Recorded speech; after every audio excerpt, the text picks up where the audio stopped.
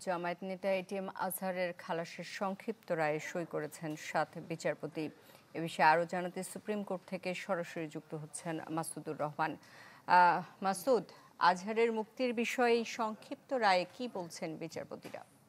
প্রাণ সসের মাখামাখি টেস্ট নুডলসকে করে তোলে আরো ইয়ামি আরো জোস। তাজা পাকা টমেটো আর সিক্রেট রেসিপি কম্বিনেশনে প্রাণ সসের বস।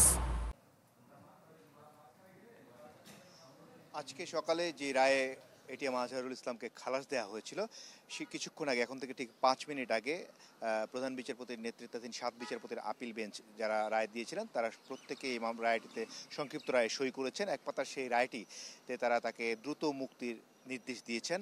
এবং আমরা এখন যে আইনি প্রক্রিয়াটি এখানে রয়েছে সেটি হলো যে এই রায়টি সুপ্রিম কোর্টের সংশ্লিষ্ট দপ্তর ঘুরে, এটি যেহেতু প্রথম ট্রাইব্যুনালে রায় দেওয়া হয়েছিল আন্তর্জাতিক অপরাধ ট্রাইব্যুনালে, সেখানে যাবে। সেখান থেকে এটিএম আজহারের মুক্তির নির্দেশ দিবেন সেই আন্তর্জাতিক অপরাধ ট্রাইব্যুনাল।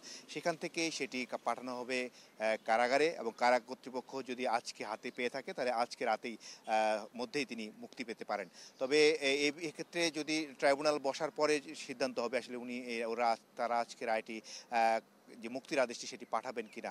আর আমরা এখন পর্যন্ত যেটি জানতে পেরেছি সেটি হলো যে এটিএম আজহার রাজধানীর পিজি হাসপাতালে রয়েছেন, এবং সেখান থেকে তাকে যদি কারাগারে আদেশটি পৌঁছায় তাহলে সেখান থেকে তাকে কারা কর্তৃপক্ষ মুক্তি দেবেন।